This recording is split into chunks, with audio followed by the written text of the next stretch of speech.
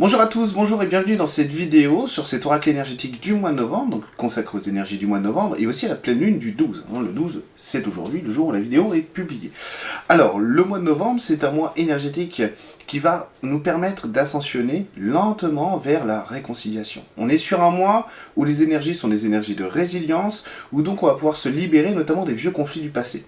Et c'est notamment un des sujets, un des thèmes de la pleine lune du 12 novembre, qui va mettre en lumière vraiment toutes ces énergies de bourreaux, etc., de victimes également qu'on a pu avoir dans le passé, qu'on soit bourreau ou victime, et donc on va pouvoir les libérer. La pleine lune va pouvoir mettre en exergue vraiment cette lumière intérieure, montrer un petit peu ces points-là de nos vies, non pas pour appuyer dessus, pour nous faire mal, mais au contraire, comme si on allait, comme une lumière sur une bougie pour faire fondre un petit peu tout ça. Et donc, ce qu'il y a de bien dans ce mois énergétique, dans ce mois de novembre, c'est qu'on ne va pas avoir besoin de forcer les choses, de forcer les traits, de se poser, de se pousser vraiment à se développer. On arrête ça, on rentre dans une énergie du soi profond. C'est-à-dire que le soi profond commence à se révéler, à prendre le pas sur le soi conscient, à commencer à habiter vraiment notre corps, notre conscience, notre esprit, notre vie. Et donc on n'a plus besoin, pour ce mois-ci, vraiment de forcer les choses. On a besoin de lâcher prise et d'accepter où on est. Donc c'est pour ça que cette résilience, cette libération, elle va arriver au moment où le lâcher-prise se fera en vous par rapport à votre contexte du quotidien, mais aussi par rapport à l'acceptation des choses qui pourraient remonter dans votre esprit, sur ce qu'a pu être votre passé, sur ce qu'ont pu être certaines situations de blocage, de compromission, de sacrifice, d'injustice, et donc permettre vraiment un rééquilibrage vers ça.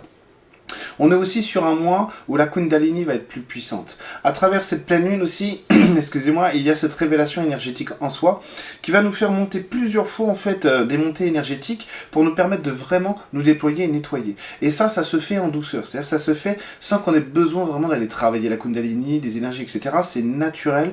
Ce qui va se passer, c'est vraiment un phénomène qui conduit à nous repositionner sur notre liberté. Qui on est vraiment. Ça, on a beaucoup travaillé pendant l'année 2019 sur la liberté, la responsabilisation, etc. Et donc, on récolte aussi les fruits de ce que nous avons semé. On commence à rentrer dans quelque chose où, bah oui, on a beaucoup travaillé pour que la vie soit belle, et bah la vie commence à être belle. Donc, on est sur un mois énergétique plutôt doux, plutôt sympa. Cette pleine lune, elle est cool, elle est cool.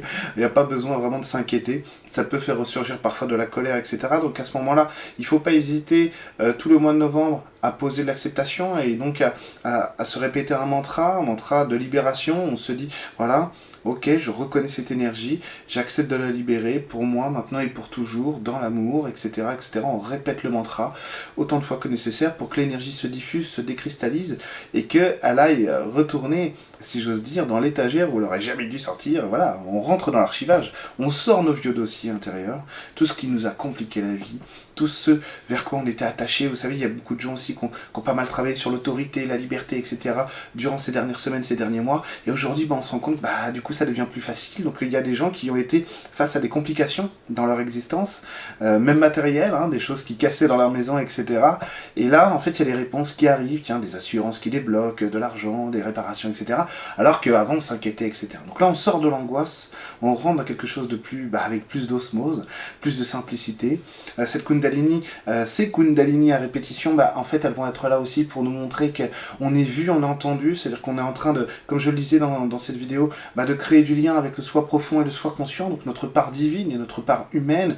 Et donc les guides, les énergies spirituels veulent nous faire comprendre que le message est reçu, vous ne travaillez pas tout seul, vous n'êtes pas seul dans votre entreprise, vous n'êtes pas seul quand vous galérez, quand vous pleurez, quand vraiment vous avez une montée de stress, vous n'êtes pas seul, c'est bon, regardez, là on te le montre qu'on est là, que tu es avec nous, et que les choses vont mieux se dérouler que ce que tu crois. Votre travail spirituel n'a aucun autre but que de vous faire réaliser que l'amour est réel.